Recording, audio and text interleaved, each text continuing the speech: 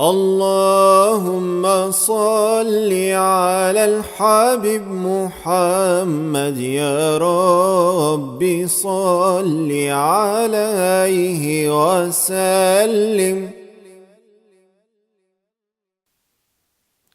Bismillah, wassalatu wassalamu ala rasulillah wa ala alihi wa sahbihi wa man wala. This is our second discussion about muraqabah, or being mindful of the divine. In the first discussion, we looked at muraqabah, its basis in Islam, the basics of muraqabah and its relationship to ihsan.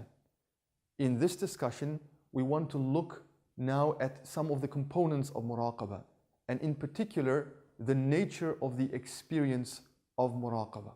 The moment we understand muraqabah, that we are to be aware of Allah being aware of us, that is an intellectual or conceptual understanding. And that begins at the level of the mind.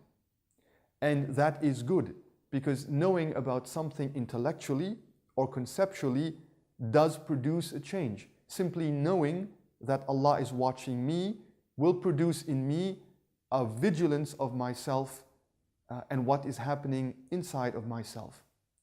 However, the reality of muraqabah goes deeper than that. It descends deeper into my spiritual epicenter, or my heart, or my qalb. The qalb, the spiritual heart, is the seat of all knowledge. It's the seat of all of my emotions, and it is the seat of my will and determination and resolve. And the intent of muraqabah is that my awareness of Allah being ar-Raqib and watching over me is experienced or tasted with my qalb, with my heart. Now one might ask, for example, well, what is the nature of this experience? What is the nature of this feeling? So one might ask, well, what is this feeling? How can you explain it to me? Well, the feelings are going to be feelings that would naturally come about when we are aware that Allah, who is infinitely beautiful and infinitely majestic and powerful, is watching me and watching inside of me. Those feelings, for example, are going to be feelings of khashya, or awe, or ta'zim, or reverence, or haya, of feeling sensitive and feeling modest, and aman, feeling secure, and salam, feeling peace. Those would be the feelings that would naturally be produced as one deepens and continues the process and effort of muraqabah. We all have access to those feelings. We all have experiences where we do feel something like that in the presence of someone important or someone with status or position. And we all know the power of presence. For example, if you've ever met or been in a meeting with someone who is very important, we all know how we prepare for that meeting, how we dress, how we arrive, how we conduct ourselves, the etiquette, the comportment that we show, the way in which we speak. And all of those external manifestations all come really from the ripple effects of awe or reverence or conscientiousness that we feel inside our qalb, or our spiritual center.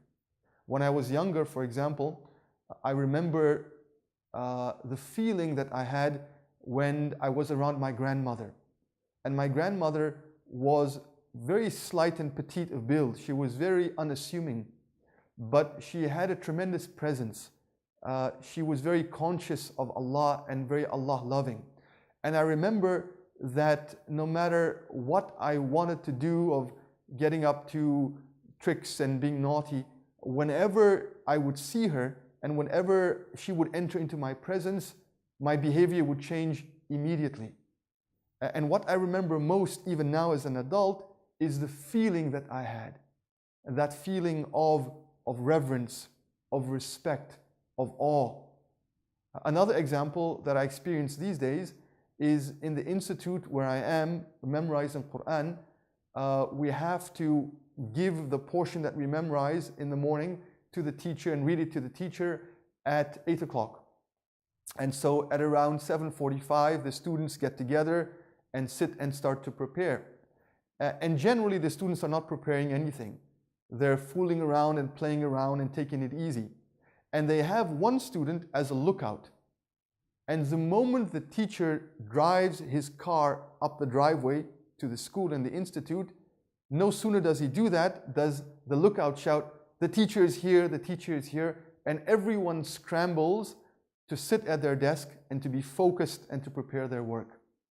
Those would be examples that I experience and you experience of the power of presence. That is, that as we deepen our consciousness of Allah subhanahu wa ta'ala, that experiential awareness will germinate and will blossom in us. So it begins with an intellectual awareness and a conceptual awareness, and that is good and that is necessary. But it must deepen beyond that to be an experience of the qalb itself, because only at that level where the qalb is affected are we truly transformed from the inside out, and our khuluq and our character will begin to change. May Allah make that easy for us, and may Allah give us and not deprive us of that qalbi experience of His nearness, of His beauty and of His majesty. وصلى اللهم وسلم وبارك على سيدنا محمد وعلى آله المختار.